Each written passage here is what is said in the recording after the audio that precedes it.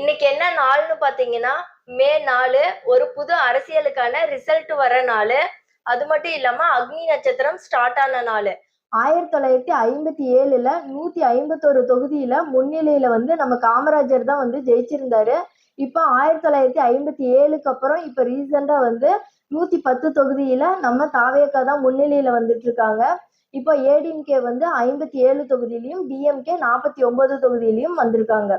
So மக்களாகிய நம்ம தான் டிவிகேவுக்கு சப்போர்ட் பண்ணி அவங்கள முன்னிலையில வர வச்சிருக்கோம்.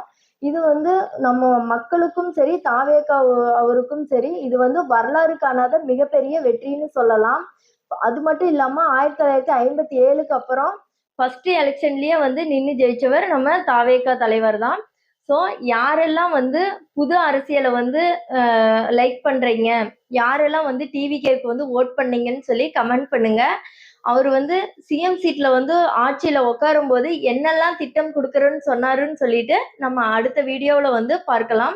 இந்த வீடியோஸ் பிடிச்சிருந்தா லைக் பண்ணுங்க, மறக்காம எல்லாரும் சப்ஸ்கிரைப் பண்ணுங்க.